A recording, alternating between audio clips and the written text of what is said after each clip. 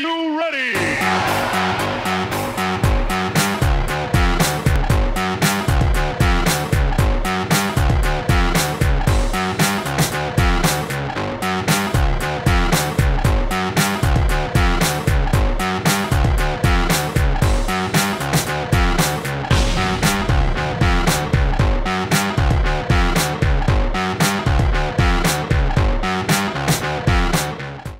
Monkey!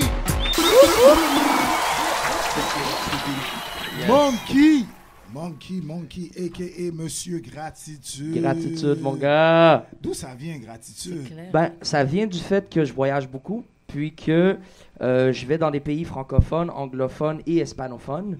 Merci, thank you, gracias, c'est tous des mots très différents. Tandis que gratitude, gratitude, gratitude, c'est le même mot dans les trois langues. Wow. Les gens ont tellement de mots mécaniques qu'ils se disent bonjour, Ouais, merci, comment ça va? Ça veut plus rien dire.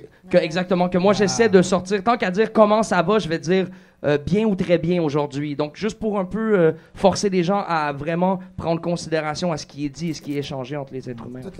Comment je pourrais dire? Peut-être qu'il y en a qu'au début, ils ont trouvé comme il est donc bien bizarre, il fait pas comme les autres. Mais tu vois, 10-15 ans après, c'est comme c'est qui a raison. Finalement, ceux qui avaient tendance à trop imiter les autres, ils sont disparus dans le néant. Ben moi, on m'a dit, tant et aussi longtemps que tu suis les sentiers battus, tu ne trouveras jamais ton île à toi. En fait, parce que tu vas tourner en rond, tu vas faire les découvertes que d'autres ont découvert avant toi, tu découvres rien. Donc, très tôt, j'ai pris plaisir à être le mouton noir des différents cercles que j'étais et de jouer cet électron-là dans les groupes, d'être un peu en marge, même dans la marge. Donc, même en étant dans une culture marginale comme le hip-hop, j'aime me positionner aussi en marge dans cette culture-là aussi. T'as persisté, puis t'as prouvé que ça valait la peine. Et ça, c'est un truc drôle. Hein. Quand j'étais c'est un truc que je fais beaucoup de conférences aussi, prévention suicide, inspirer les jeunes à être eux-mêmes, tout ça.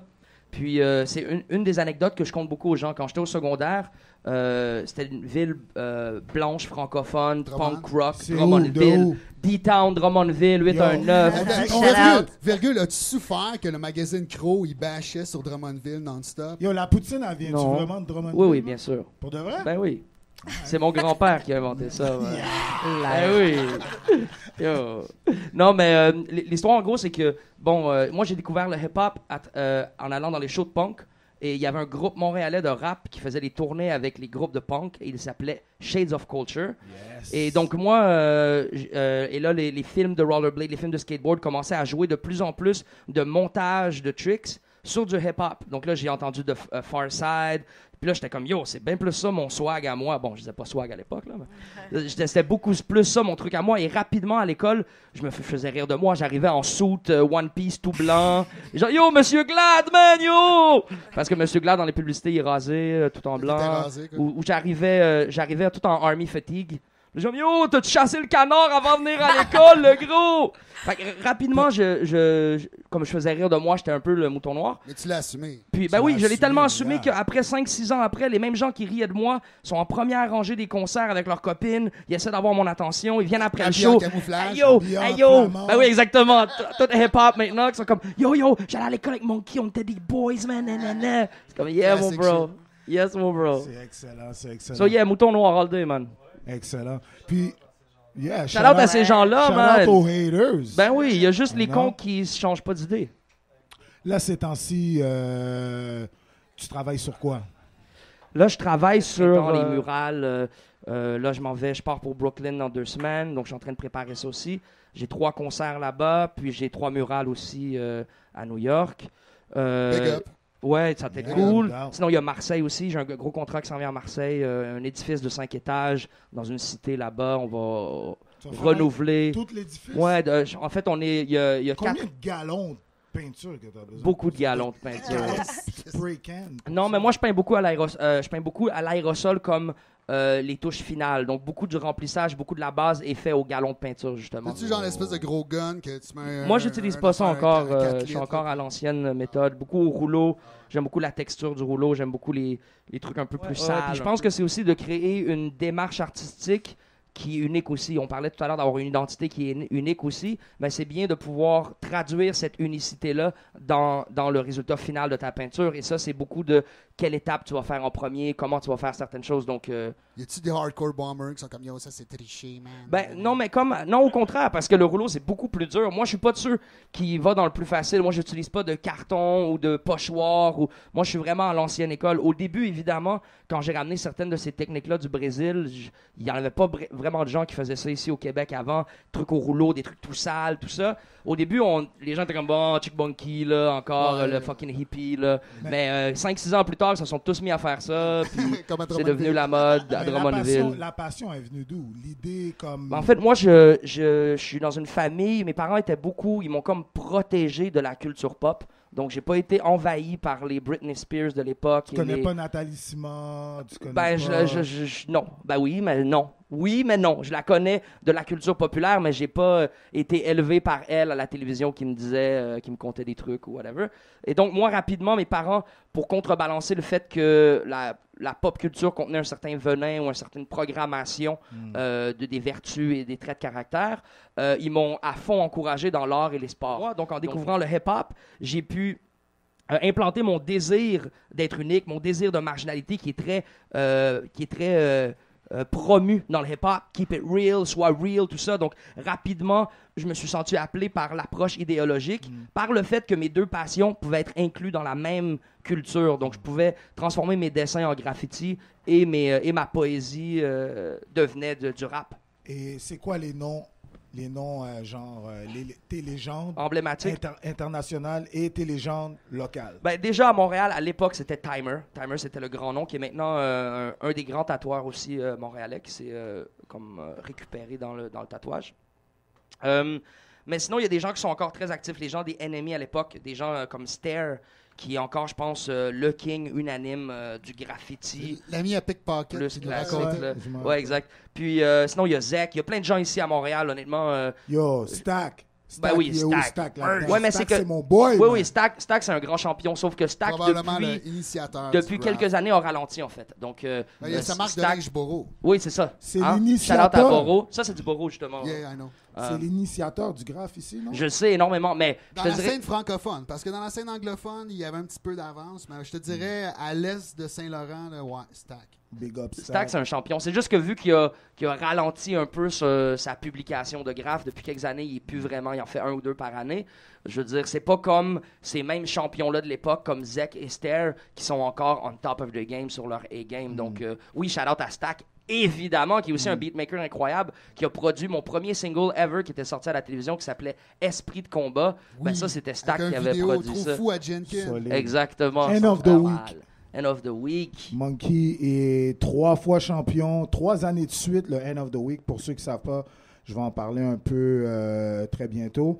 3 années de suite, champion. Comment tu gères ça, man? Ben, avec la gratitude, évidemment. L'idée, c'est d'être reconnaissant pour déjà les gens qui voient, parce que c'est pas dans toutes les communautés que mon talent est reconnu aussi visiblement que dans cette communauté-là. Je veux dire, par exemple, dans l'industrie de la musique, je ne suis pas mentionné dans le top 3 des rappeurs au Québec, dans l'industrie de la musique. Et donc, dans cette culture-là, ça fait du bien qu'il y ait d'autres critères de reconnaissance qui font en sorte que mes points forts à moi, qui ne sont pas nécessairement reconnus par l'industrie, soient reconnus quelque part. Donc, pour moi, End of the Week, ça a été un peu comme enfin une maison pour un sans-abri artistique qui est dans la début trentaine et qui veut continuer à faire du freestyle sans passer pour un jeune ado. Il a gagné 3 années de suite, a été représenté le Québec au Ouganda, à New York et à Londres. Totalement. Et puis, en fait, l'idée, c'est que ça, c'est une histoire particulière. Je parlais que je retourne à New York bientôt. En fait, moi, je suis allé 3 fois à New York jusqu'à maintenant. Et les 3 fois, c'était en relation au End of the Week. End of the Week a pris une place très, très importante dans mon réseau et dans ma croissance artistique à l'international. La première fois que je suis allé à New York, c'était pour célébrer l'anniversaire du Rocksteady Crew. On était une quarantaine de personnes qui étaient parties, des gens d'Attache Tatuc, les Breakers de Tactical Crew, tout ça. Et puis là-bas, j'ai vu une performance de End of the Week. Donc, c'était la première fois que je voyais End of the Week. Première fois que je suis à New York, je vois End of the Week. Deuxième fois, je vais à New York. C'était pour représenter le Québec à End of the Week pour la finale mondiale à New York. Yes. Il y a des boys qui arrivent. Et puis la troisième Wolf. fois... Yes. Don't 15-23. Et puis la troisième fois que je suis allé à New York, c'était l'an passé. Je suis allé repeindre le bureau le bureau de travail du président, qu'on peut l'appeler James Collin, le président du End of the Week international. Donc, lui, à force de voir mes peintures à travers notre réseau, il m'a invité à venir repeindre son bureau. Donc, les 3 fois que je suis allé à New York, c'était en relation au End of the Week. Et là, j'y retourne récemment parce que son office, il a grossi. Et je retourne peindre le nouvel office. Et en même temps, avec les contacts que j'ai faits, je retourne faire des concerts à gauche et à droite avec les différents contacts. L'été dernier, on a eu la finale mondiale. Yes. C'était une expérience vraiment incroyable. Une semaine complète. Tu as été un vrai hôte, un bon guide pour les autres chapitres internationaux.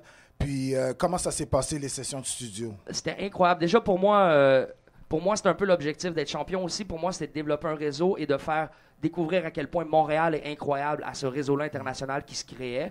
Et à travers les années, à travers la relation de Montréal qu'on a ensemble, tout ça, je pense qu'on a réussi à convaincre les gens que Montréal valait la peine. Et donc, moi, mon objectif, c'était maintenant de les recevoir à la hauteur de ce que je leur vendais dans mon infopub. De dire « Yo, faut que vous venez à Montréal, c'est les shit! » Donc là, en les recevant, évidemment, c'était de m'assurer qu'ils aient tout ce qu'ils ont besoin, qu'ils puissent créer, qu'ils puissent laisser une marque sur Montréal.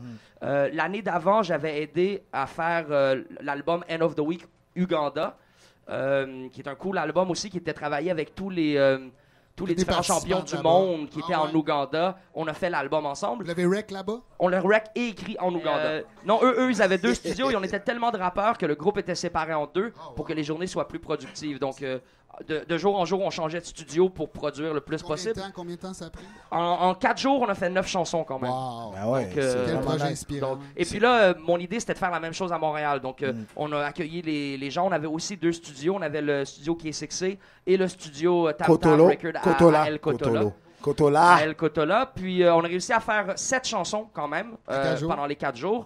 Puis, on a fait une chanson par après, post-mortem. Avec les champions, vu qu'on ne savait pas encore qui étaient les champions canadiens. Après qu'on ait enregistré tout ça, j'ai demandé à tous les finalistes canadiens de faire une chanson de eux ensemble. Et il y a une autre chanson qui s'est faite avec des tracks parce qu'il y avait une chanson qui n'était pas terminée et Détrac était un des finalistes qui n'avait pas pu être là à cause de son mariage. Donc, j'ai choisi de l'inviter quand même pour l'inclure dans le projet aussi. Donc, on est rendu à 9 chansons maintenant. Non, ça va sortir à la finale de cette année. Donc, l'objectif, c'est que à la finale en Suisse, en 2016, lors du festival, il y ait le lancement du projet de l'an passé. C'est quasiment une nouvelle tradition. Moi, c'est ce que je me propose de faire. Là. Et aussi, je vais glisser ça en même temps, dire aux gens que le 28 mai au Trash Bar, il y a la 2e édition de la 5e saison du End of the Week. Donc, pour tous les intéressés, vous pouvez suivre ça sur Facebook. End of the Week Montréal, le 28 mai au Trash Bar. Yeah. Et... peut-être, Karen, elle a sûrement des... Moi aussi, j'ai parce que je reviens sur... Tu sais, genre, comme tu disais, avec End of the Week, tu as pas mal voyagé et tout. Et je me demandais, est-ce que tu trouves que le rap québécois a réussi à se faire comme une place? Tu sais, comme tu vois, il y a vraiment le rap français, il a réussi à se faire une image, une identité, le rap US pareil. Entrée. Ouais, est-ce que tu penses que le rap québécois justement a réussi à se faire son identité, son image, un truc à part entière? Je pense qu'on a depuis quelques années, on a une diversité du rap québécois de qualité qui est incroyable dans différentes sphères, dans différentes idéologies du hip-hop. Il y a des bons représentants au Québec. Notre problème n'est plus ça. On est une communauté hyper active, on est très prolifique. Vu qu'on n'a jamais eu d'industrie, les gens s'autoproduisent à un rythme qui est incroyable, qui est impressionnant. Je pense que ce qui nous manque, c'est un pont vers l'extérieur. Les gens ne sont pas curieux du Québec, les gens ne connaissent pas la réalité du Québec, les gens ne connaissent pas sa musique. C'est ça. Donc, dès que les gens apprennent à le découvrir et mettre un pied dans la communauté, ils en tombent amoureux, ils en tombent captivés, c'est ça. hypnotisés. Moi aussi, de mon expérience, j'ai l'impression qu'il faut connaître plus ou moins la culture ou... Tu sais, genre, c'est vraiment venant ici que j'ai vraiment réussi à comprendre qu'il y avait vraiment une scène de rap québécois et qu'il y avait vraiment... Une identité propre à soi. Mais j'ai l'impression qu'il faut être initié pour... Oui, exactement. Et là, pour l'instant, il y a 2 communautés qui, moi, je dirais, qui nous aident à faire un pont avec... Et tu s'en es fait qu'à la fin. Petit à petit, ah oui, l'enfant, la dictature du gorille j'ai trop de questions. s'installe. Premièrement, c'est qui l'enfant? En fait, l'enfant, c'est le fils aîné de Guyver Rackman. Je pense que ce serait on commençait par Guyver. Ben oui, c'est ça, c'est un album que tu as fait avec lui en collaboration. Guyver, c'est ma maison en Europe, en fait. Chaque fois que je vais faire... Là, j'ai 9 tournées jusqu'à maintenant. C'est tout le temps par là que tu transites. Et c'est lui, je dépose mes bagages, c'est lui. Même si ma tournée est en Suisse ou à Londres, tu passes par je débarque à Paris, je vais voir la famille. Fait que c'est ton boy. C'est mon grand boy depuis 9 ans maintenant. Ah ouais, OK. Donc c'est mon boy et tout ça. Et pour éviter de tomber... Et moi, j'étais fan. Bon, ce qu'il faut savoir, c'est que Guyver était dans un groupe qui s'appelait Les Enfants des Îles avec Sir Samuel. Et Sir Samuel est devenu... En fait, le Cyan Supa Crew, ça a été une... Précurseur. Un agencement de 3 groupes qui existaient déjà. Dont Sir Samuel. Dont Sir Samuel. Donc lui, Guyver n'est pas devenu membre en règle du Cyan Supa Crew, mais il s'est mis à produire des beats pour le Cyan, produire les albums solo de Sir Samuel, produire des chansons pour Specta, qui est un autre des membres. Donc moi, quand je l'ai connu, c'était dans ce contexte-là. Je suis arrivé pour la première fois à Paris. Une fille qui s'appelle Funky B m'avait donné le contact d'une soirée où aller. Funky B, il me semble qu'on la connaît. Oui, bien sûr. Élise, exactement. Élise qui habite à Montréal. Qui habite à Montréal et qui, à l'époque, était seulement stagiaire au Café Graffiti. Et quand elle a su que je partais en France, elle m'a donné le contact de Guyver et elle m'a dit, va le rencontrer. Et quand j'ai réalisé, j'ai eu des expériences un peu froides à Paris. Et pas celle-là. Ça, c'était ma première qui était incroyable. Je rentre dans le club, c'était au sous-sol, je descends les marches et j'entends Men Maladio de Mosaïon qui joue. Et je suis à Paris. Donc déjà, je sentais que j'étais au bon endroit. Je sentais que j'étais vraiment au bon endroit. Et là, je l'ai rencontré. Il a été tout le contraire de ce que je connaissais de Paris à l'époque. Chaleureux, hospitalier, curieux. Bref, pas un Parisien. Fuck you! Non, même les Parisiens le reconnaissent eux-mêmes. Il était beaucoup plus guadeloupéen que parisien, en effet. Et puis, bon, à partir de là, moi, j'étais tellement comme... je me trouvais tellement choyé d'avoir rencontré ce grand-là. C'était un grand frère, littéralement, qui faisait de la musique depuis longtemps, qui faisait de la musique pour les gens que j'admirais à l'époque. Donc, j'ai choisi de construire une relation amicale plutôt qu'une relation artistique avec lui, plutôt que d'essayer de lui quêter ou d'essayer d'avoir des beats. Je faisais juste prendre du temps avec lui. Tu t'es dit, ça va couler naturellement. Exactement. Ah ouais, la bonne attitude. Et puis, 7 ans plus tard, on a fait un album, on a commencé à faire un album qui est cet album-là. Donc l'album est complètement produit musicalement par lui. Et réalisé, j'imagine? Non, c'est moi qui réalise. Okay. C'est moi qui... Mais sérieux, chapeau, parce que tu sais, je trouvais évidemment la prod était bonne, les textes étaient bons, mais je trouvais que la réalisation, tu sais, le concept, moi c'est un peu ma job. Je réalise des disques, puis des fois c'est juste sur des rappeurs, peu, ils sont super talentueux, mais tabarouette, ça n'a pas d'imagination. Puis t'as envie de leur dire, ouais, mais regarde, tu sais, sois toi-même, on va trouver ton unicité, puis là, tu sais. Là, je te dirais 1 sur 2, c'est un discours vain. Je gaspille pas mon énergie, mais il y en a qui sont réceptifs, d'autres non. Bien sûr. Puis là, je suis comme, honnêtement, j'ai écouté ton album, je dis comme, aïe, j'ai le goût de travailler avec Monkey. Ben oui. Ben on a encore déjà on a déjà travaillé. C'est ça, pour ceux qui ne savent pas, j'ai travaillé. En fait, son premier album, il le rec chez nous. Ouais. Puis bon, on l'a réalisé à 2. C'était tes idées avec mon expérience de l'époque. Shout out. Man. Avec différents, en fait, il y avait différents cubicules. J'apprenais de plusieurs grands frères à l'époque. Donc, j'avais un petit cubicule avec Toast Dog, d'Attache Tatuc. J'avais un petit cubicule avec Lowe's aussi, Low Pesci. Puis, avec Ken Lo aussi. Ouais, Ken Lo, ça a été un petit peu après ça. Ken Lo était jeune. Dans mais ce temps-là, c'était le frère on l'avait d'Assami. rencontré à cette époque-là, exactement. Dans ce temps-là, Ken Lo, c'était le frère de l'autre. Mais donc voilà, donc tout ça pour dire que c'est quand même, c'est mon 6e album solo, mais c'est quand même le 13e album que je produis. Si on considère des albums comme End of the Week, Amérythme, K6C, tous les autres projets. Tu penses-tu réaliser des disques pour d'autres artistes? Ouais, bien sûr. Je pense que tu es rendu là. Ouais, bien sûr. Parce que de toute manière, je trouve que mes meilleures chansons, souvent, c'est mes chansons que je réalise en collectif. Donc, mes meilleures chansons sur l'album sont souvent des chansons qui vont contenir un featuring, avoir des scratchs, avoir d'autres, amener des solos, des instruments. Ta liste des musiciens qui font un solo. Trop de langue dans sa tête. Ouais, c'est ça. T'as un studio chez toi? Ouais, ben j'ai un studio nomade. Je me suis acheté de la bonne qualité, format miniature, qui rentre dans mon sac à dos. Okay. Donc, que je sois en Afrique ou au Mexique ou en Europe, je m'enregistre moi-même avec un matelas dans un coin de chambre qui tamise le son. And I'm good to go. Good to go. Donc, pour répondre à ta question, que j'ai fait le full circle, ce gars-là, c'est le fils aîné de Guyver, qui a 9 ans maintenant, qui fait la narration complète de ce disque-là. Oui, ben c'est ça. Il lit, surtout pour ceux qui n'ont pas écouté l'album, au début de chaque chanson ou à la fin, on entend tout le temps l'enfant. Je veux revenir à la toune qui était... Un peu de venin. Un peu de venin, oui, mais c'est ça. En fait, de qui tu parles? Peux-tu nous le confirmer? On le sait tout, mais on veut t'entendre. Non, même pas, parce que je parle pas d'une personne. Je parle vraiment du mouvement hip-hop et des transformations qu'il a subies dans la dernière décennie. le hip-hop que j'ai connu et que j'aime, moi, c'est un hip-hop qui est journalistique sur la réalité qui l'entoure. Donc oui, ce hip-hop-là parle de violence, parle de fête, parle de célébration, parle d'alcool, de drogue, de crime. Ça fait partie de nos vies. On est journaliste de ces choses-là. Mais lorsque ça ne devient plus du journalisme, mais de l'infopub pour la drogue et pour la glorification, moi, je trouve ça difficile encore plus quand c'est des gens qui ne sont pas dans le crime réellement, qui glorifient un mode de vie qui n'est pas le leur. Je quote une quote, mais tu sais, t'as bête quelqu'un qui bite quelqu'un. Quelqu'un qui bite quelqu'un d'autre, c'est même pas toi, donc au final... T'es la copie de la copie de la copie. En plus de vendre une culture... En plus de corrompre une culture, c'est pas la tienne. Donc, tu corrompes un lifestyle qui est pas à toi, c'est de l'appropriation culturelle et de vendre son ass. Donc, c'est un peu de ça que je parle. On a tous notre niveau de venin, on a tous notre niveau de poison. On prend tous notre petit joint, notre petite poudre, notre petite bière, notre petit café, notre petit crystal meth. On a tous un pli. On a tous un petit truc qui nous aide à passer à travers la dureté de la vie. Mais là où ça devient plus correct, c'est lorsque les jeunes croient que ça, c'est le paradis et la solution, quand ça vient avec son lot de problématiques, toutes ces réalités-là, en fait. Oui, parce qu'en fait, avoir un mic, c'est un peu un privilège, fait que vaut mieux en faire usage à bon escient. Ben, avoir un mic, c'est pas un privilège parce qu'il y a plein de gens qui devraient pas avoir de mic qui l'utilisent, mais avoir des gens qui t'écoutent quand t'es au mic, ça, c'est un privilège. Je pense que ça va avec, c'est ça que je veux dire. Excellent. Okay, mais écoute, moi, je continuerai à parler avec toi. Si on veut te suivre sur les réseaux sociaux. Monk.e, MONK-E.ca, t'amène directement à mon Facebook jusqu'à ce que j'ai mon site terminé. Sinon, mon Instagram, YouTube, tout ça, tu le trouves avec Monk.e, MONK-E. J'ai le privilège d'avoir assez de gens qui fouillent et qui suivent mon art pour que je sois en haut de page quand tu googles mes shit.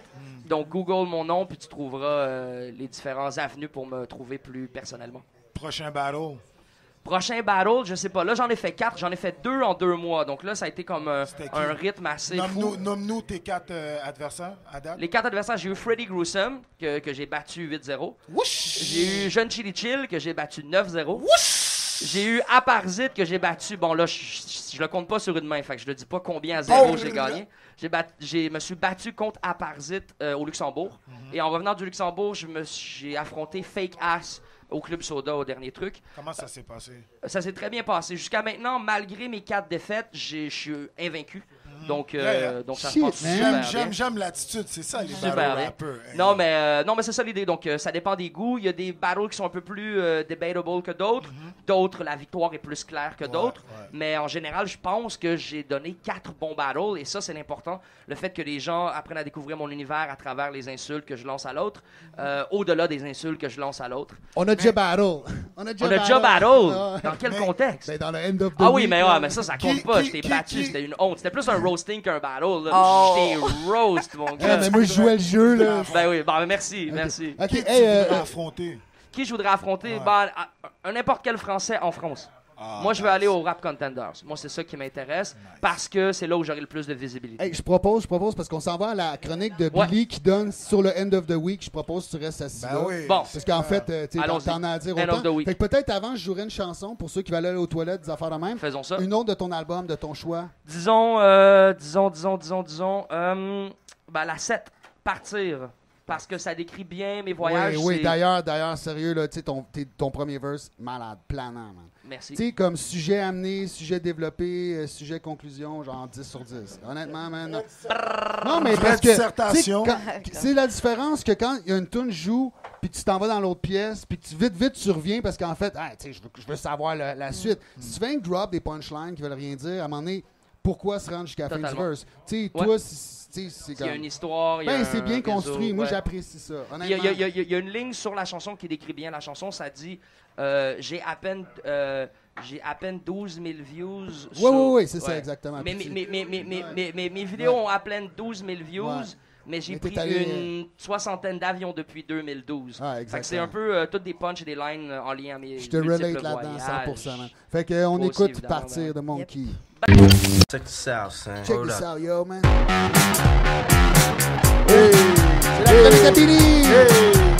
Sur le End of the Week, you know what I'm saying?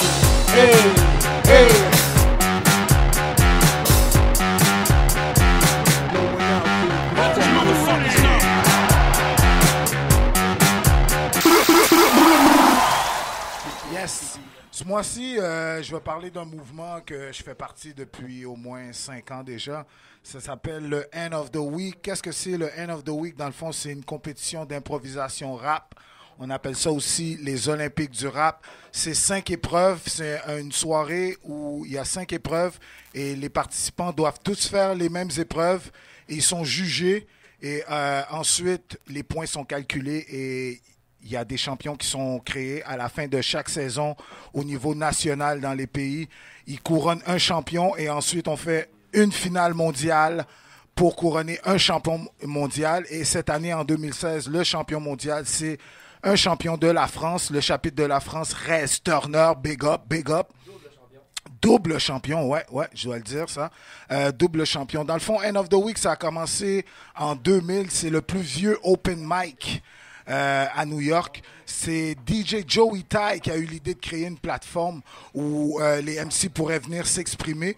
Il trouvait qu'il y avait du talent dans sa ville, mais il n'était pas vraiment exploité. Donc, il parlait plus principalement de MC comme Big Zoo, Vice Versus, Prolific One, Webify, KM, Ren. Fait que chaque dimanche, les gars, ils se rencontraient. Puis, ils faisaient un open mic pour voir qui avait le plus de skills. Et ensuite, ils ont transformé ça en un MC Challenge où c'est 5 épreuves où les MC doivent faire les mêmes jeux, les mêmes épreuves. Et ensuite, ils couronnent un champion. Donc il n'y a jamais eu de battle depuis le jour 1. Non, c'est pas de la confrontation. C'est vraiment, tu fais quelque chose, moi je peux faire. Mais depuis le jour 1, c'était ça le but? Le but, c'était ça. Ils voulaient vraiment se détacher du mouvement battle rap comme Smack ou Lions Den, tous ces mouvements. Ouais, les fameux battle rap. Puis les 5 jeux, c'est les mêmes 5 jeux depuis le début, Day One? Depuis Day One, c'est tous les mêmes 5 jeux. Et dans les 15 autres pays, ils font les mêmes jeux aussi. Premier jeu, c'est sur instru.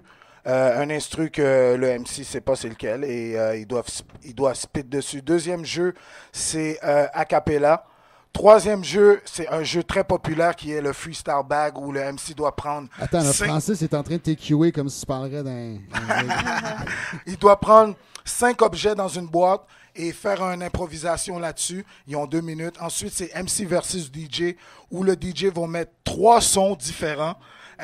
Et va jouer avec le tempo et le MC doit suivre le tempo et ensuite à la fin c'est un cypher pour voir comment le MC mesh avec les autres MC aussi. Ouais, puis pour ceux qui ne savent pas, la première année du End of the Week, c'était moi le fameux DJ. Yeah. Mais j'étais trop dur là.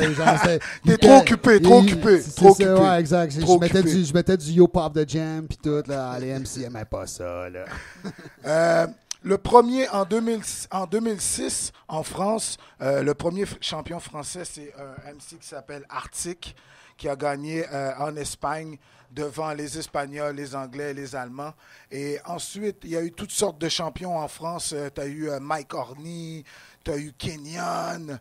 Ils ont même pu faire un All-Star parce qu'il faut dire qu'en France, eux, ils ont tellement un gros chapitre que eux, leur saison, c'est 25-30 événements. Qualification. En fait, ils ont le bassin d'MC pour aussi. Wow, c'est vraiment impressionnant. En France, c'est vraiment fou. Puis, c'est pour ça que... parenthèse, y a-tu déjà eu un champion End of the Week de la France? Oui, il y en a 2. Oui, il y en a 2, oui. 3 victoires à la France. Ah ouais? Prends ton mic. La France a 3 victoires présentement. Rez a gagné 2 fois. Okay. Et Arctic était le premier rappeur à être champion du monde, qui est aussi un Français. C'est-tu le pays qui a le plus de victoires? Non, parce qu'il y a... comment ça s'appelle? UK. UK aussi ont un double champion. Ils ont un double champion. Je pense qu'ils ont 2... En tout cas, je sais qu'il y a... Ils ont un double champion. Un double champion puis un autre gars qui a gagné une fois. Donc, ils ont 3 ça. victoires aussi. Fait que les 3 pays, admettons, on dirait c'est UK, France, puis quoi? States? États-Unis. États-Unis. Fait que Canada, là, on n'est pas encore... Ça arrive. C'est nouveau pour nous, c'est notre 5e saison. Puis Monkey a été représenté 3 fois de suite. Ouais. Donc, puis il a tout le temps bien fait. On a eu un Canadien avant nous. Il y avait eu celui qui était venu en finale. Junk. MC Junk. À Toronto, ça? MC Junk de Vancouver. Okay. Avait été à Paris. Il avait fini 3e à Paris. Ouais. Okay. Et là, on a Clay qui a fini 3e cette année aussi sur le podium à Montréal. Ouais. Donc, c'est des... Le Canada vient compétitionner, mais... On vient compétitionner, mais on veut vraiment prendre le titre. Et fait marquant aussi, il y a déjà eu une championne mondiale. de la Suisse qui s'appelle KT. Shout-out à Catégorique. KT. Catégorique. Moi, la première année que j'ai participé, c'était KT qui était la championne C'était du à monde New York. à New York. Puis, Moi, je trouve ça hot qu'elle réussit à imposer son style comme à New York, une fille C'est comme clair. KT, tu sais, c'est comme genre une petite meuf pleine d'énergie, là, c'est comme vraiment, je trouve ça tue, là. voilà. Je suis allé voir son film Brooklyn, où elle prend la vedette, et le réalisateur a dit qu'il y a vu une vidéo du End of the Week en finale mondiale où elle est en train de faire un cypher avec KM. Puis le gars il a dit Yo, wow. Katé, elle joue dans ce Brooklyn, le truc film? est Ah, ouais, malade. ouais. Mais ça, c'est pas juste, tu vois. Ça, c'est trop beau. Mais oui, c'est magnifique Il a comment dit, la vie fait il a des dit choses, wow, mais- j'ai vu mon actrice principale, j'ai vu une petite fille comme non, genre cette calmer fille-là, c'est- des hommes sur Mais scène. Non, mais Ah, attends, non. Elle est grande, hein. Non, Ils Katé- disent une petite fille, mais Katé, elle est immense. Katé l'a vraiment. Là, excusez-moi rapidement, parce qu'on a plein d'autres chroniques. Non, plein non, d'autres je invités. comprends. Mais juste pour dire que à chaque mois, vous pouvez nous suivre. End of the Week Montréal sur Facebook. On fait des événements. Le prochain événement, c'est le 28 mai au Trash Bar. On va couronner. On a déjà un premier champion pour la saison. C'est Sunshine. Sunshine qui est venu en démo, man. Big up. Il a vraiment bien fait. Donc, il a déjà sa place en finale. Là, le 28 mai, on vous attend, man. Yeah, alors moi je propose qu'on passe une petite pause musicale Yeah, de no 15 doubt, secondes, no le doubt, temps que no je prépare ma chronique et on revient avec ma chronique. J'ai préparé une petite chronique sur le hip-hop et le cinéma. Parce Yeah. qu'en fait, tu sais, le hip-hop, c'est quelque chose... en fait, le rap, c'est vraiment musical. Puis il y a les éléments, le DJ, le graffiti, le breakdance, le rap, le beatbox. Mais on pourrait quasiment dire que le cinéma est un peu indissociable parce que depuis que le rap existe, en fait, il y a des films qui traitent sur le sujet. C'est très important, man. Autant des bons que des Il y a mauvais. eu des gros films. C'est ça. Fait que ma chronique, en fait, on va enchaîner ça rapidement. Fait que je vous brosse un court portrait des films sur le hip-hop. En fait, il est aussi incomplet et non objectif que Musique Plus l'aurait fait. Fait que on est indulgent. Fuck him! OK, fait que depuis les débuts du hip-hop, qu'il y a des films qui font son honneur, l'hip-hop nous a laissé des classiques autant que des navets. Fait que c'est un peu comme le hip-hop québécois, finalement. On se souvient tous, finalement, du film Beat Street, sorti en 84, qui dressait un tableau quand même crédible des Golden Years du hip-hop américain. Pour moi, ça, c'est un film mythique. Je sais Classique, pas, classique. Gros c'est film, moi, gros j'avais film. 10 ans à cette époque-là. Fait que Non, il faut comprendre que les gens dans la place n'ont pas tous notre c'est ça, âge, mais là, quand tu as ouais. 10 ans et tu vois un film comme Beat Street, c'est comme une révélation. Je voulais devenir un breaker. Ensuite, dans ce film-là, Block Party, Breakdance, Graffiti, DJ, MC, tout était là. Les grands MC du moment font leur apparition, des performances. Même si le scénario était quand même assez simpliste, Yeah. le film, ça atteignait son but. C'était comme entre le documentaire... Tu vois que c'est freestyle un peu, là. Tu sais. Ben, tu sais, il n'y a pas comme une grande trame dramatique, malgré que oui, mais tu vois, c'était pas ficelé comme un téléroman. T'avais des boucles, c'était quasiment comme un documentaire. Tu sais, le Block Party, tu sais, il doit avoir à peu près, j'imagine, 10 minutes sans qu'il y ait une phrase de dialogue, mais Yeah. tu sais, c'était comme pour un enfant, C'est comme ils peuvent prendre une shot de chaque scène, donc ils peuvent pas se planter, tu sais. Bref, Beat Street, c'est un classique. Il y a Wild Style aussi qui est dans la même mouvance, qui est sorti à peu près 2 ans après. Il y en a qui Wild disent que les haters, ils vont dire que Wild Style était plus real. Moi, je pense que c'est juste une question de timing, lequel tu as vu en premier. Si tu en as vu un que tu étais ado, tu peut-être pas eu le même coup de cœur que si tu l'as vu enfant. Yeah. Reste que New Jack City, c'est quand même sans conteste un qui a fait Lequel? jaser beaucoup. Qui? New Jack City. Quoi? New Jack City. Ah, Come on, man. classique, man. En fait, c'est un classique, mais est-ce que c'est pour les bonnes raisons? Parce que sa traduction québécoise digne de C'est Slapshot le- a yo. vraiment comme contribué au C'est la fait que- meilleure version. Oui, effectivement, sauf que ça fait bizarre d'entendre Benoît Marleau parler comme un gangster avec un accent aigu. Mais c'est comme du Cheech et Chong, tu sais. En fait, ça me fait penser aux pierres à feu. Mais personnellement, je trouvais que l'histoire était bonne puis que ça reste un classique, sauf que de le checker en anglais, ça fait plus real que de le checker en québécois. Mais pour ceux qui l'ont pas vu, parce qu'il doit pas y avoir des gens ici qui n'ont pas vu New Jack City, avez-vous vu New Jack City, monsieur? Non, OK, je vais vous jouer un exemple parce que faut que vous compreniez ce que je veux dire. Tu Imaginez... vas mettre la même exemple 2 fois? Non, je vais le mettre Ok, une seule fois. ok. Imaginez là, des gros blacks de New York là, qui ils deal de la dope Des sur le gros, corner. gros Ouais, des gros blacks, là. thugs, là. Puis là, ça parle de même. Le freebase, puis vrai. Et pourtant, tu connais le règlement. Nous autres, les Brothers, on fait pas de dons. Veux-tu bien fermer ta gueule? Tu l'ouvriras quand tu sauras parler. Ça, c'est Benoît Marleau. Essayes-tu de faire du cash en dehors de la famille? Mais non, voyons, tout ce que j'ai fait, c'est une petite expérience, tu veux dire. Oh, une petite expérience, tu veux dire. Ça veut dire quoi? OK, au club hier soir, il y en avait quelques-uns derrière à la table du Blackjack qui voulaient s'acheter, puis ça pressait un 50 ou un 100 piastres de sniff. Je les fais venir dans le backroom, je leur donne de la base, puis là, ça faisait pas 15 minutes qu'ils étaient sortis du club. Ils sont revenus avec 2 ou 3 autres clients. Puis après... OK, bref, je vous évite toute la trame, mais en tout cas, c'est quand même assez drôle à écouter. C'est devenu un classique, comme je vous dis, un peu comme Slapshot, pour les bonnes ou les mauvaises raisons. Bref, après ça, il y a eu plein d'autres films de rap, des drôles, genre Kid and Play, Friday, Hanging with the Homeboys. House Party. House Party, exactement. Tu sais que c'était plus dans la catégorie comédie. T'as eu Crush Groove, qui était un film plus ou moins humoristique, mais qui dressait un genre de portrait de l'histoire de Def Jam. CB4, qui est quand même mon classique de tous les temps. CB4, qui faisait un genre de comédie satirique digne de genre Naked Gun, mais avec NWA. C'est vraiment comme... Où ce que MC Gusto, c'est genre une copie d'Eazy-E. Sweat on my balls. Ouais, bref, c'est une performance incroyable de Chris Rock. Chris Rock, à l'époque, qui était vraiment pas si connu que ça. Ça a été un tremplin pour lui pour devenir la vedette qu'il est devenu. Un peu comme Dave Chappelle dans Half-Baked, qui en fait, à ce moment-là, était loin d'être la vedette qu'il est devenu.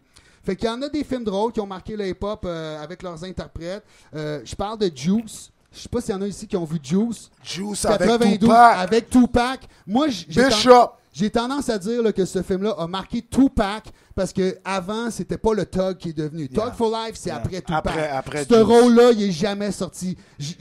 Tout le monde, allez voir Juice. Mais qu'est-ce que t'as? Relax, man. On dirait que... Non, mais je fais ma chronique. Non, pour c'est du divertissement, on le sait. OK, c'est ça. C'est comme la lutte. Mais aussi, Juice, c'est pas juste la transformation de Tupac, c'est aussi un excellent film sur le DJing. Moi, j'étais pas DJ à cette époque-là, j'étais comme un guitariste. J'ai vu ce film-là, ça a contribué au fait. En fait, si je suis DJ aujourd'hui, c'est parce que j'ai vu Juice, puis j'ai vu Kid Capri devant mes yeux, là, en 95 au Medley. Puis ça a vraiment ça a contribué beaucoup. Écoute, il y en a plein. On peut pas passer sous silence High avec Redman Method Man, sorti en 2001, qui reste quand même un bon divertissement. C'est pas le meilleur film du monde, mais c'est comme un... ils en ont fait un 2 aussi, je pense. Ouais. Mais il était poche. Pas aussi commercialement... Les Part 2, c'est tout le temps poche. Là. Pensez à Ghostbusters. Là. Puis sinon, bref, il y a aussi... ouais, ça existe pas. Il n'y a pas eu High 2. Il n'y a pas une version avec les filles. Ça s'en vient, mais c'est sûr qu'il va être poche. Là. C'est sûr qu'il va être poche. Là. OK, rapidement, parce que le temps file. Il y a aussi des documentaires. Il y en a-tu qui ont vu le documentaire Beef? Yeah! Le 1, il est vraiment bon, honnêtement. Je le conseille à tout le monde. C'est un petit peu... ça nous rappelle les plus grands beefs de l'histoire du hip-hop, racontés par les gens concernés. Pour ceux qui savent pas c'est quoi Beef, c'est querelle. C'est de la chicane, ouais, c'est ça, exactement. J'avais un extrait de Beef que je n'ai plus, malheureusement. De toute façon, le temps file. Alors, en fait, dans le domaine du cinéma hip-hop, on a le droit à peu près toute de la comédie satirique au drame en passant par le porno. Hein. Qui se souvient de Snoop Dogg qui rappait à côté de un patinet? Puis... Wrap it up. Ouais, exactement.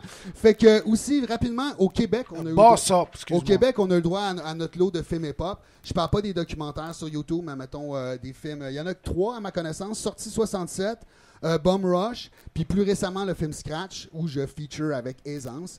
Ça reste des tableaux surtout portés sur la scène du crime de Montréal. Hein. C'est pas vraiment des films sur la scène du rap. C'est des gangsters qui vendent la dope. La musique rap est en background.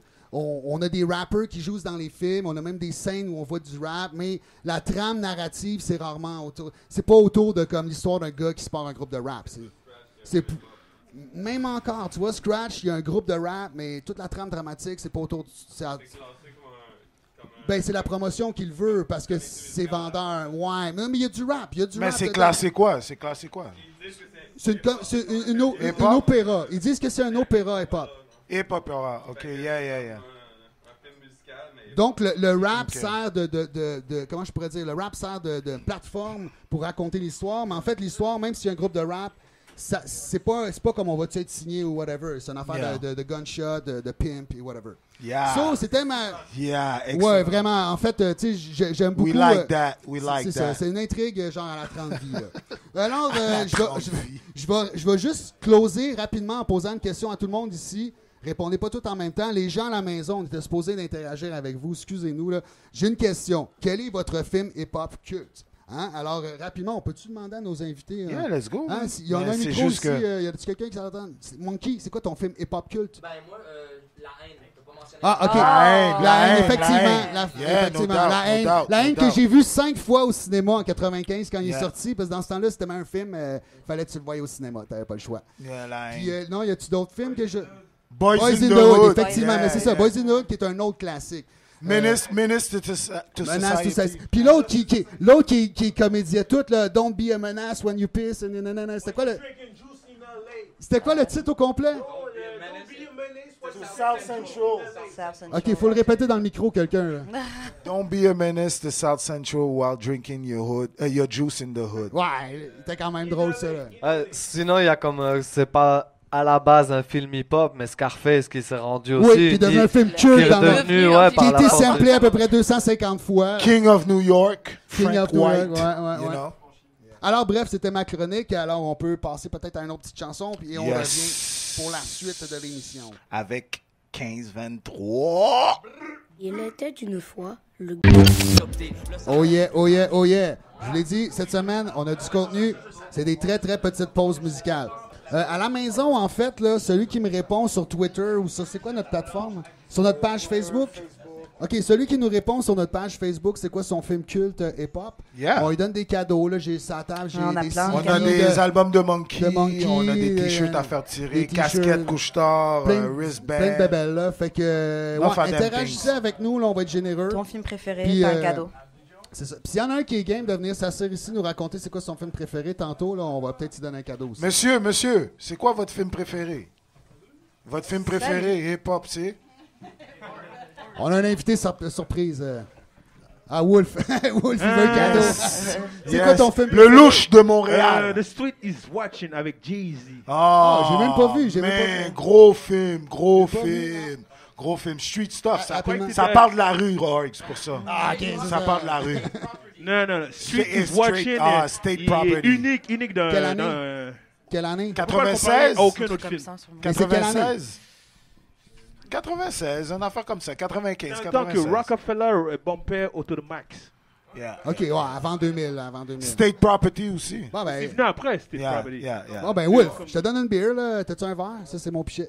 Il y a comme un aimant aussi dans les films français qui a été produit par Ce qui était spécial dans le film, c'est que le film se déroulait surtout en verse. Ah ouais. Comme un hip-hop opéra, finalement. Mais comme tout le long du film. Oui. Puis tu suis l'histoire malgré tout. En verse. Ah ouais. Mais Org, c'est des trucs de rue, là. Ah, je suis pas prêt. C'est la drogue. Moi, depuis que j'ai 40 ans, les trucs de rue. J'ai recherché pour voir si j'aurais pu trouver quelque chose de semblable. Puis j'en ai jamais mais trouvé. Belly, j'avoue qu'il rappait Belly aussi, c'est un autre street, là. Yeah, c'était au Main Street. Il y avait des beaux shots. Comme je te dis, celui à Jay-Z était fait en rap. Ah ouais. C'est une comédie musicale comme... Beyoncé en avait fait un aussi avec Mos Def. J'ai oublié le nom là, but on voit le genre. Big up, Wolf! Ma cité va craquer! On va revenir avec le 15-23 très bientôt. On va passer avec la chronique de Karen. Fait Karen, tu nous avais préparé un petit... ouais. Alors, moi, ça va être très rapide. C'est une petite question. Moi, souvent, mes chroniques, elles parlent de relations hommes-femmes. Donc, le sujet qui intéresse tout le monde. Et donc, ma question aujourd'hui, c'est disons que vous avez un couple d'amis. Vous êtes autant proche du garçon que de la fille. Et en fait, un jour, vous êtes témoin que l'un des deux est infidèle. Qu'est-ce que vous faites en tant qu'ami? Est-ce que déjà... tu avais une relation, comme toi, tu es la troisième personne qui regarde de l'extérieur le couple, là, c'est ça? Oui, non, t'es vraiment l'ami. Genre, le gars, c'est ton pote, sa copine, plus l'ami du gars ou plus l'ami de la fille? Mais ça se peut pas, ça. T'es tout le temps plus l'ami d'un. T'es l'ami des deux. Tu rencontres un ou tu rencontres l'autre, c'est bien rare, tu rencontres les deux en même temps. Ouais, mais au final, une fois que Est-ce que moi, dans ma version, il se passe quelque chose avec la fille déjà? Ou... Non. disons maintenant. OK. Toi, t'es en couple avec quelqu'un. OK. OK. Moi, je connais ta copine. OK. Et je vois que tu la trompes. OK. Moi, en tant qu'ami, c'est quoi ma position? Est-ce que je devrais te le dire? Ta Est-ce que je position, devrais... c'est d'être mon ami. Mais je suis l'ami de ta copine aussi. Non, mais t'es mon ami. Qu'est-ce qu'une amie doit faire? Qu'est-ce qu'un ami doit faire quand il est témoin? Toi, Karen, qu'est-ce que tu ferais, toi, Karen? Moi, je dois dire que je pense que ça, c'est un petit peu tendu. Ce genre de truc, c'est un peu compliqué d'aller voir la personne qui est trompée. Donc, je pense que la meilleure chose à faire, c'est d'aller voir la personne, l'infidèle, la personne qui est en train de tromper. Tu vas le voir, tu dis, tu sais, yo, me mets pas dans cette position, réfléchis bien. Tu sais? Ouais, c'est moi la sagesse. Mais t'essaies de le convaincre d'arrêter. C'est quoi, même si tu Ou fais... juste que tu le saches pas. Mais c'est ça ma question. Un ami doit faire quoi? Au moins, t'agis, tu fais quelque chose. Au moins, si tu vas voir la personne qui est en train de tromper, t'agis, tu fais quelque chose. Donc, si tu regardes juste la situation, c'est sûr que c'est vraiment chiant pour ton autre ami qui est trompé aussi, tu vois. Donc maintenant, si t'apprends que ta blonde elle te trompe, mais tu sais qu'un ami à toi savait. Mais il a pas été dire. Ah ben là, c'est plus un ami. Donc c'est pas un ami. Donc vous, dans ce cas, faut pas le dire. T'aimerais savoir si t'es trompé? Ben, tu penses tu que la vérité... Tu préfères être cocu? C'est ça, dans le fond, là. Ben, je sais pas si dans une certaine situation, des fois, il vaut mieux savoir les choses même si ça fait mal, que de vivre dans le déni. Yeah, true. Sans la violence, sans la violence. Le premier cocu qui nous tweet, on a une bière. Donc c'est ça, ouais. En tant que vous voulez savoir si vous êtes trompé ou pas. Parce qu'on dit tous qu'on va... Je préfère pas le savoir. Puis, ça arrivera pas, mais ça m'est jamais arrivé. Puis, il vit déjà dans le déni. On a vu l'album de Beyoncé. Beyoncé s'est fait tromper. Confiance en moi. OK, ça vient de là, l'album de Beyoncé. OK. Non, je crois que la meilleure affaire, c'est d'aller voir la personne et de lui dire. OK. Autre chose à ajouter?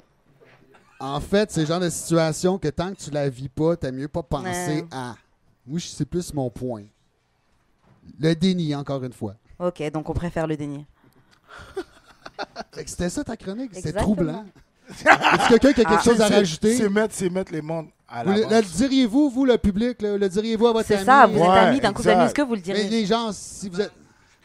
Ben, moi, personnellement, si je suis témoin d'un truc, c'est avec les gens qui sont concernés dans la situation que je vais avoir la première discussion, voir qu'est-ce qui se passe, où ils en sont, c'est quoi le vibe, avant même d'aller snitch ou d'aller parler à qui que ce soit, de voir qu'est-ce qui se passe dans la situation réellement, qu'est-ce que je comprends réellement des interactions. Je suis sûr que c'est un super bon médiateur. Puis de là, je prends une décision moi-même. Si je vois que la personne est totalement en train de blesser et wrong, et à partir de là, moi, moralement, je prendrai une décision si je vais en parler à l'autre personne que je connais, mais avant même d'être fidèle à un ami, je dois être fidèle à moi-même. Quand je suis témoin de quelque chose, c'est de pas se fermer les yeux non plus, puis c'est d'adresser les choses. Je pense qu'il a donné il a donné la meilleure chose à faire de nous tous. Là.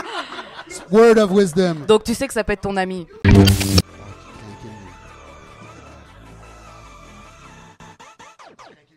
Frankie Mercury, Jean-Guy, alcool. Si je n'ai pas, best believe je suis mal commode.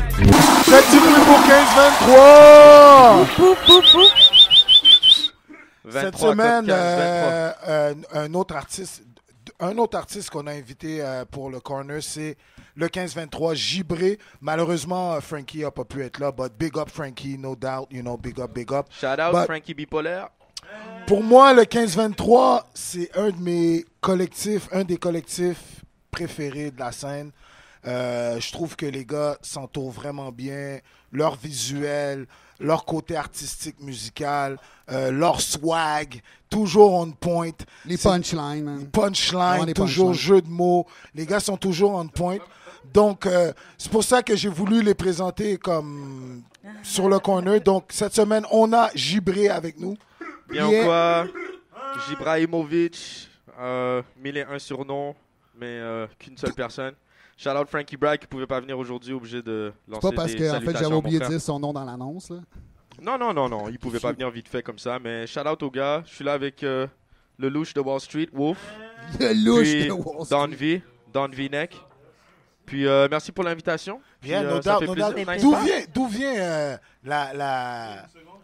le goût de jouer avec toutes sortes de AKA? Les AKA, c'est vraiment un délire très... justement, tu sais, on est dans les sujets super hip-hop depuis tout à l'heure. Yeah. Moi, je suis né fin années 80, j'ai grandi avec le rap des années 90. Tous mes rappeurs préférés des années 90 avaient 1 million de AKA, que ce soit Method Man. Method Man avait 1 million de AKA. Johnny Blaze, Iron Lungs. Chaque fois, il fallait que tu te forces pour essayer de comprendre. Pourquoi son AKA, c'est ça? Il fallait que tu suives.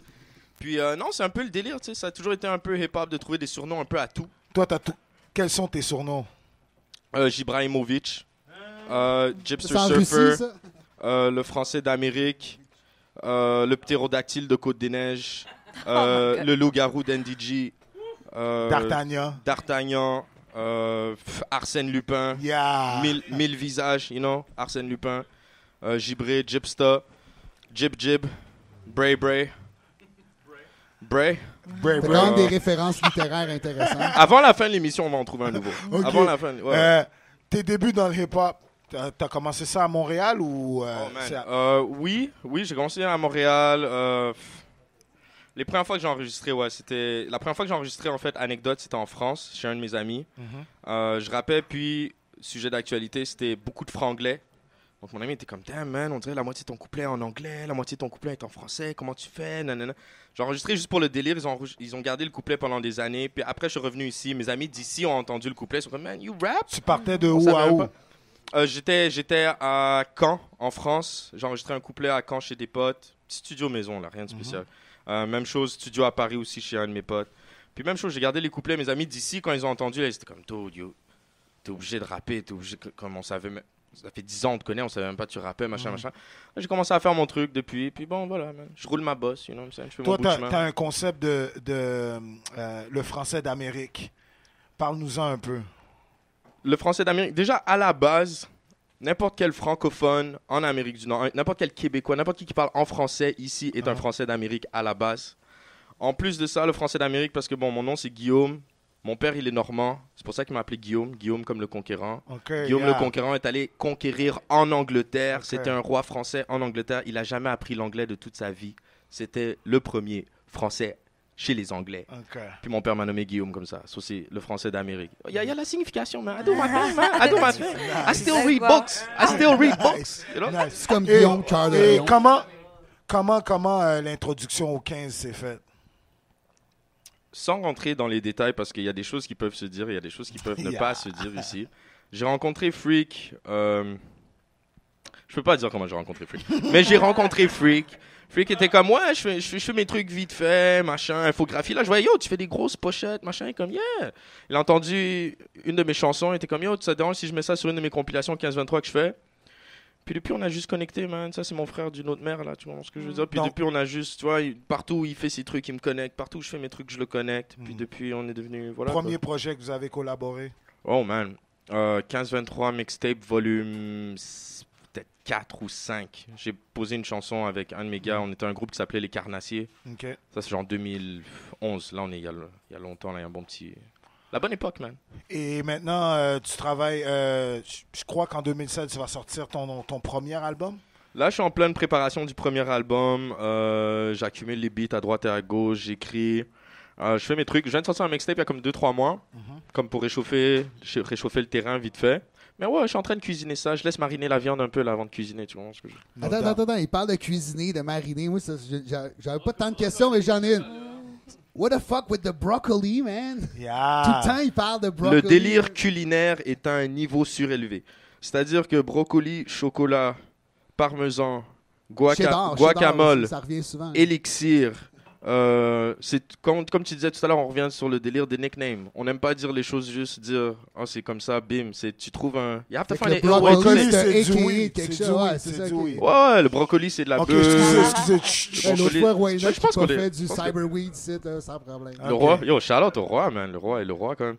Mais ouais, non, c'est ça, c'est le délire culinaire et vraiment, nous on est vraiment là-dedans à fond. Ça reste hip-hop, tu veux pas juste dire, c'est un peu dans le délire de, tu peux arriver et dire, ok, mon clic est meilleur que le tien. Où t'arrives et tu dis une façon originale, je viens avec la foudre, l'éclair, tous les nanana, puis là c'est comme, oh my god, est-ce que t'arrives à croire ce qu'il vient de dire? Métaphore. Fait que je veux pas juste dire, ah ouais, 3,5 de bœuf. Non, tu trouves une façon originale de. Tu comprends? Faut garder des choses intéressantes. Tout a déjà été dit dans le rap, moi je trouve.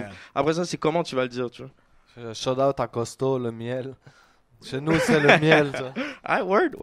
Et avec cet album-là, où tu veux te rendre?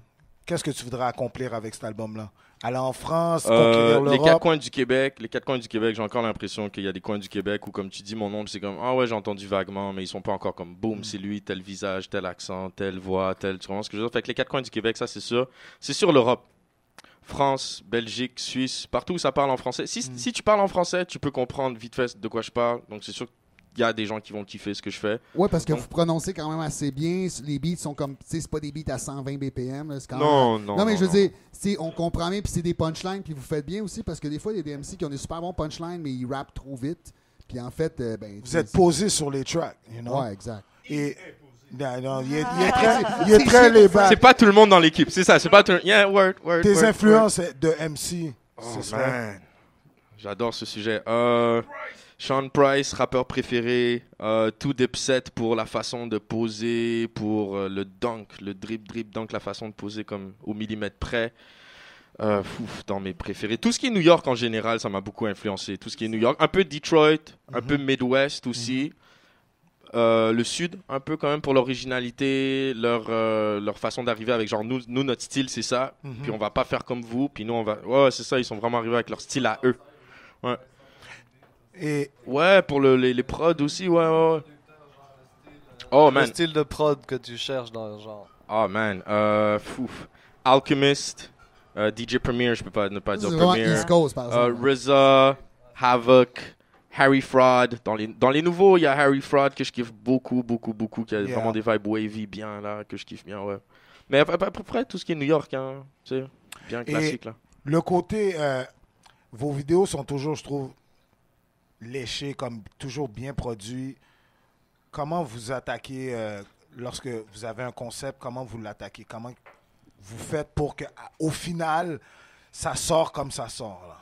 En général, moi je pars avec l'idée que le rap ça a maintenant quoi 30, 40 ans 40 ans, facile, 40 ans. 45 presque. Selon moi, puis j'argumente souvent avec mes amis là-dessus, à peu près tout a déjà été fait dans le rap. Si tu veux être original maintenant, c'est que tu vas amener ton approche à toi. Même si tu traites, si tu fais une take devant un mur de briques, fais ça d'une façon que personne n'a jamais fait encore, tu comprends? Si tu fais une take en voiture, il y a eu des millions de clips avec des takes en voiture, mais fais une take en voiture que c'est vraiment genre, oh putain, c'est bizarre, hein, voir qu'ils ont pensé à ça. On essaye toujours d'avoir une bonne idée. Selon moi, un clip, un visuel avec une bonne idée, pas nécessairement le gros budget, ça va aller plus loin que gros budget, pas d'idée. OK. À la base. Donc, faut toujours que tu aies une bonne approche, une bonne idée. Ça va plus aller chercher les gens, tu sais. Les gens ils veulent voir des trucs différents maintenant. No doubt. Aujourd'hui, tu n'es pas venu seul. Frankie n'est pas là, but, you know, on va avoir Frankie une autre fois. Tu es venu avec tes acolytes du 15. Tu peux les présenter? Je vais les laisser se présenter vite fait, là. What's up, Don V dans la place, 15-23. What's up, Vulgaire en forme? Puis, comme mon négro, il dit, je suis le louche du Wall Street. 15-15, zone 15. Yeah, no doubt. Wolf, Don V, je les vois souvent avec toi. Comment vous avez link up? Beaucoup. Artistiquement. Artistiquement, ouais. Le maillon, le point rassembleur, c'est toujours Freak. Okay. C'est toujours Freak. Freak est toujours le gars du milieu. Il connaît tout le monde. Il va te connecter un tel avec un tel. Il connaissait déjà Wolf depuis des années. Tu comprends? Quand je l'ai rencontré, il était comme, yo, faut que tu rencontres un de mes ninjas là. Bim, je l'ai rencontré. Dès qu'il a rencontré Don V, il m'a dit, yo, faut que je te présente un gars. Dès qu'en général, Freak me dit, yo, faut que je te présente un gars, déjà je fais, ah, ok, déjà je vais connecter avec quelqu'un de nouveau, machin.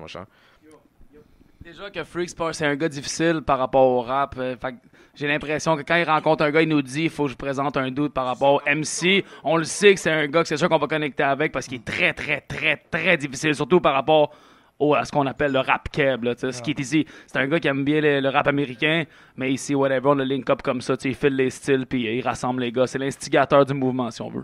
Donc, tout tourne autour de Freak pour, genre, il lead the way et... il lead the way et vous produisez les bombes, man. Voilà. No doubt. So, Wolf, ou même soit fait notre team ça ou même. Hein? Pas là avec nous. Moi, depuis le jour 1, j'ai exigé à Freak no homo dans le team.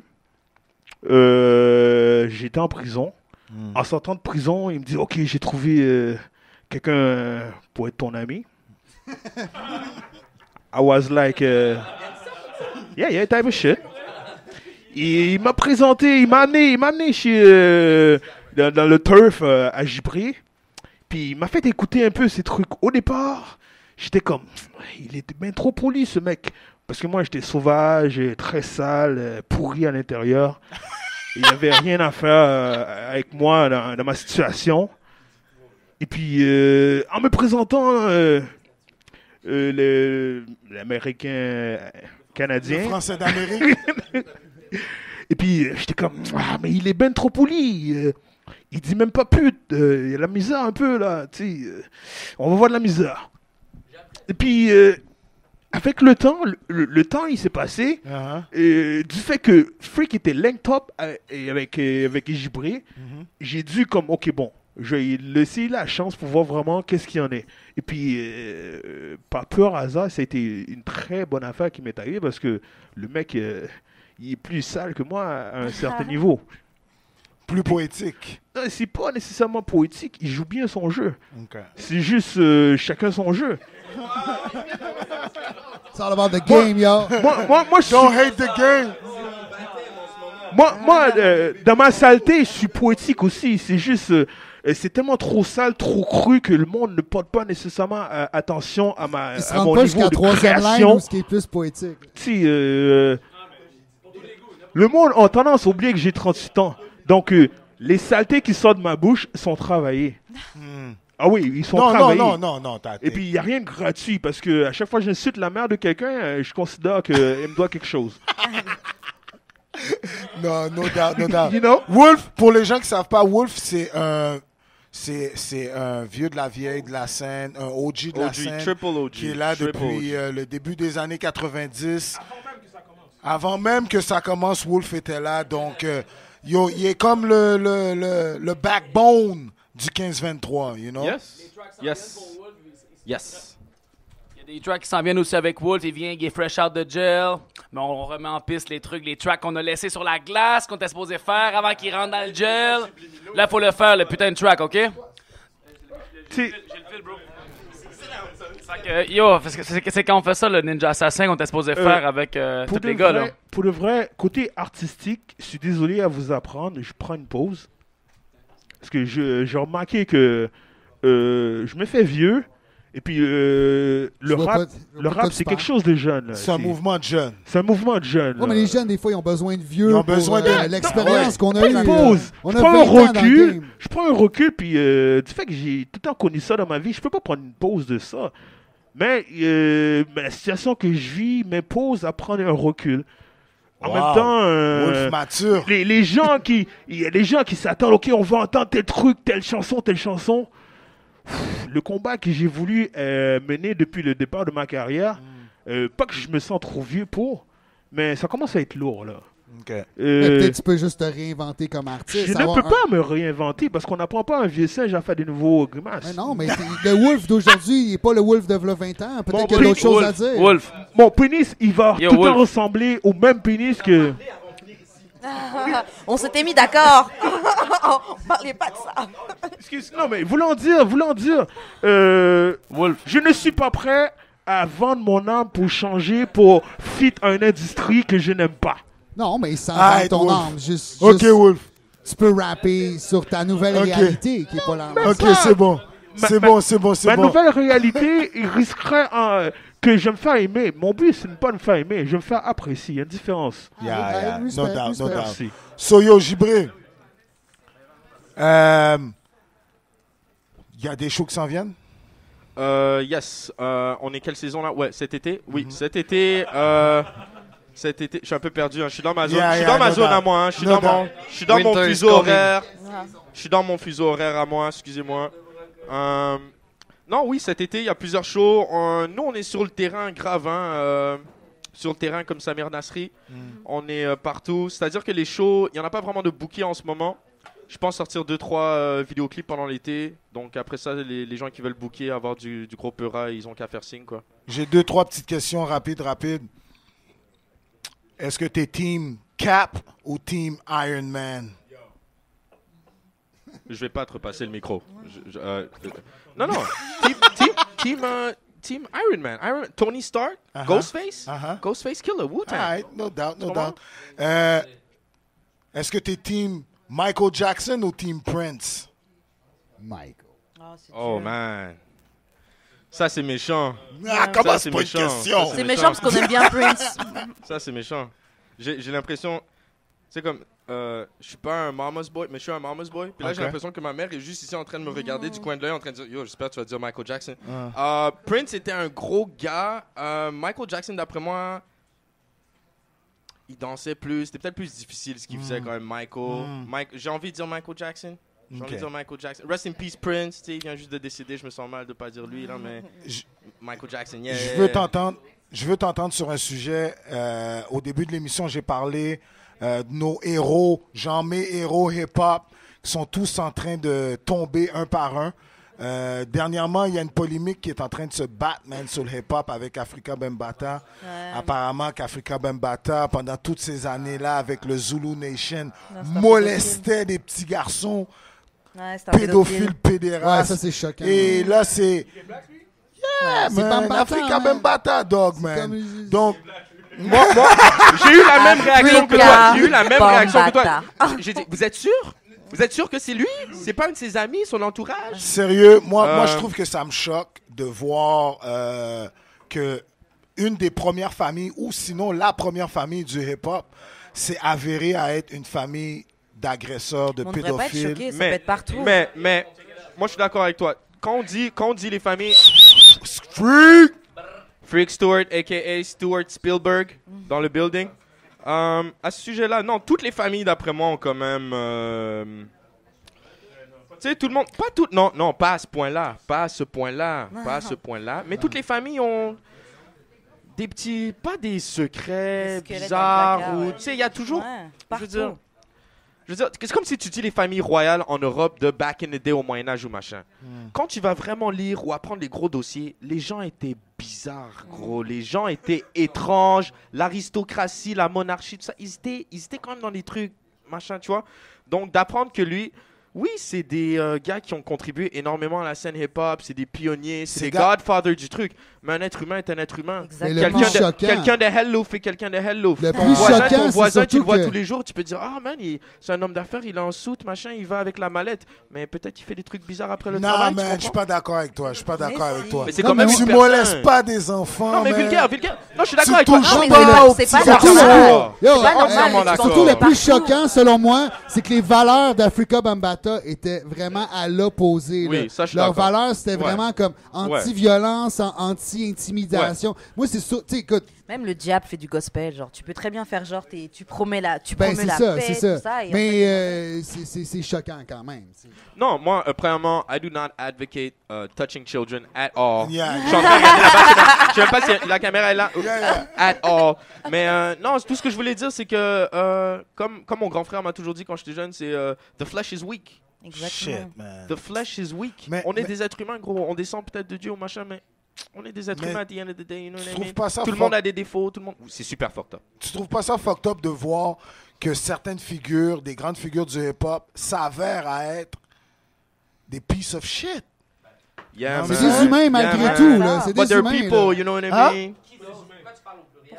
Ah, yo, il y a toutes sortes de personnes qui font des affaires bizarres dans le hip-hop qui s'avèrent à être des pieces of shit. Non, mais aussi, c'est tout. R. Kelly faisait pipi sur des filles, hein?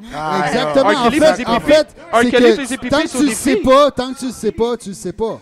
Mais ça, c'est pas limité au hip-hop, c'est le succès. Exactement. C'est ça que je... Ouais. Très beau point, Monkey. C'est pas limité au hip-hop. On voit ça dans toutes sortes de sphères, dans toutes sortes de levels de la société, man. Le hip-hop, il y a une certaine activité qui est interdite dans le hip-hop. Yeah, no doubt. Tu comprends? Moi, je pensais que... Moi, à dire que je suis un rappeur, ça dit tout de suite. Oui. Pas juste dans le hip-hop. Dans le hip-hop, parce que c'est comme dans la culture hip-hop, on prend un plaisir à dire que ouais, I fuck bitches. On est macho, on touche pas aux enfants. I fuck bitches, I got bitches, exactement, I got this and I got that. Fait que quand ça vient le temps de... T'es à l'opposé de ça, c'est très pas bon. Tu te rends compte que les gens que tu suivais, dans le fond, c'est les pires de la planète, là.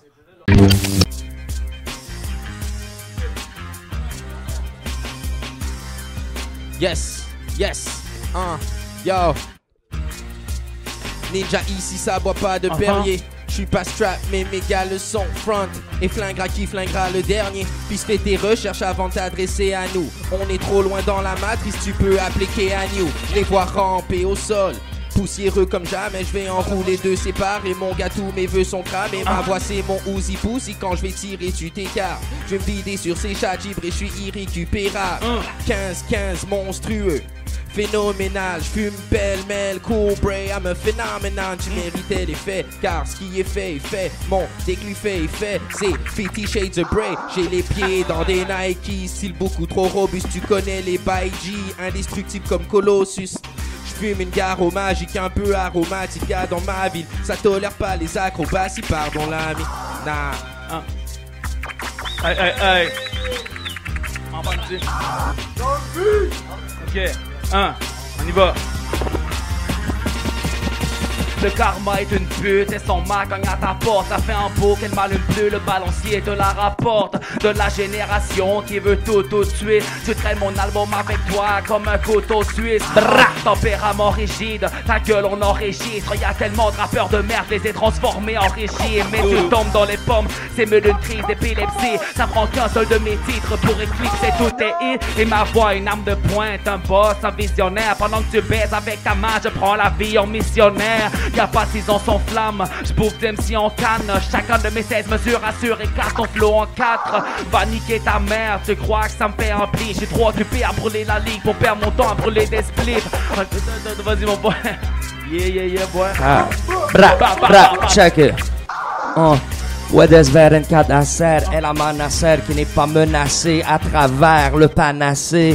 La loose douce, voilà la clé pour voyager. La loose douce, d'où se trouve une fois placée. En un script galactique, on se voit lacté. Yahweh, Yahweh, la Yahweh, pero para mí le paradis n'est pas pour parader mais partager. Sans abat-jour, je me dois de l'acclamer. Haut et fort, l'aube est l'or d'un beau départ. Nos efforts sauvent les torts, pète à chaque année. Lumière et ombre, la prunelle est sombre. Au bout la lumière est claire, pourtant le tunnel est long. Patient, j'apprends à étudier mes dons, purifier mes sons et donc unifier les ponts entre cette lumière et moi. Sans elle il fait froid, éternelle étincelle. Please, viens guider mes pas maintenant.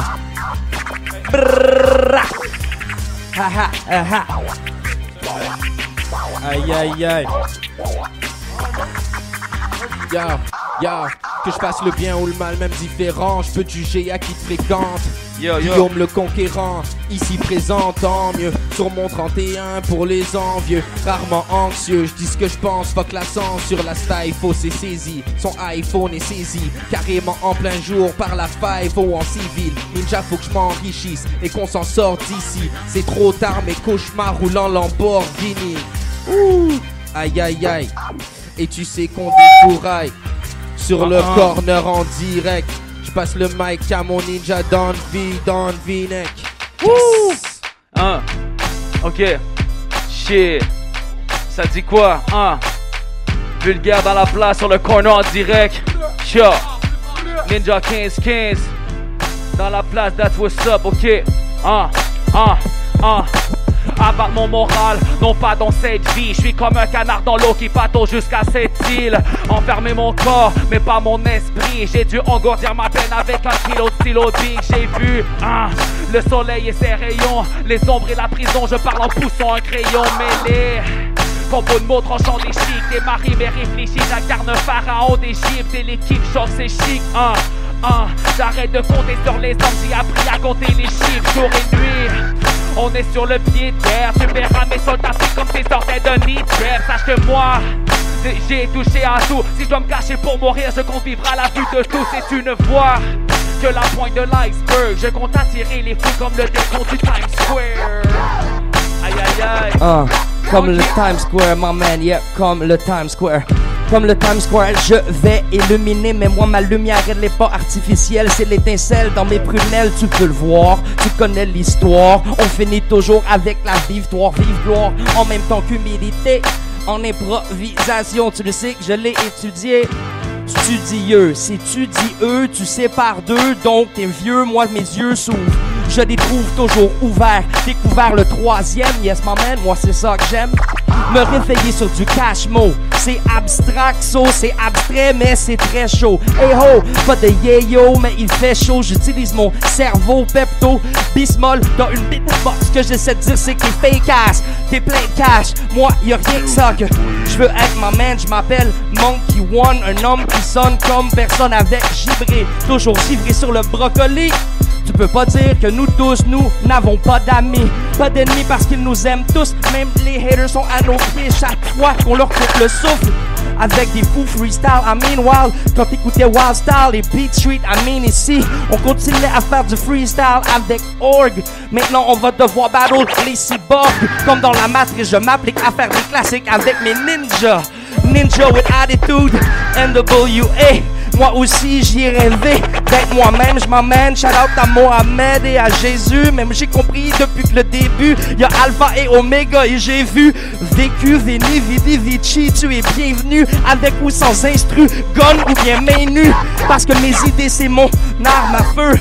Y'a pas juste que mes yeux bleus qui sont une porte vers mon âme. Et mon âme c'est mon soul, né au soul comme Erykah Badu. C'est trop seul ensemble. Quand on va entendre le brocoli finira en cendres, tu peux comprendre que le temple est honte et tombe quand tu y entres.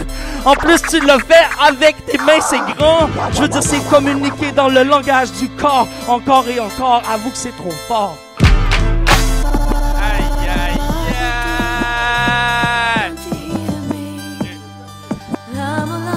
Ce micro-là fonctionne bien?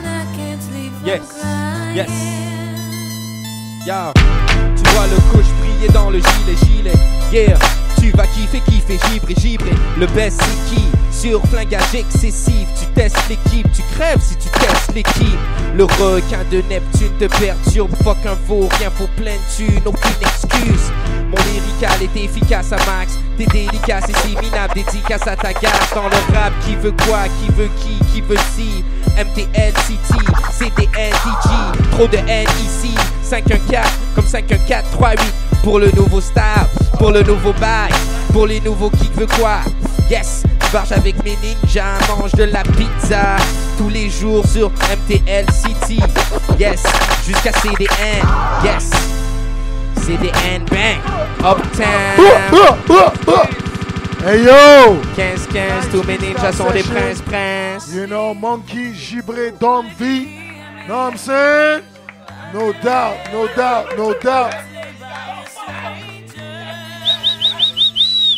So, Gibré, avant de terminer, si on veut suivre le 15, Don V, Général Wolf, comment on fait? Yes, www.15-23.com. Ça, c'est pour le site web. Ça va vous rediriger sur la page du 15 Facebook. Sinon, facebook.com/Gibrahimovic. On peut me rejoindre. Sinon, juste rajouter Gibré dans la barre de recherche pour mon jeune Don V-Neck. C'est la même chose pas mal. On est sur tous les réseaux sociaux. Juste taper DON espace VI. Sinon, mon gars Freak Stewart, il va tout rediriger. Il partage toujours nos vidéos quand il y a des nouveaux trucs. Juste suivez les gars. Il y a beaucoup de choses qui s'en viennent pour le 15 cet été.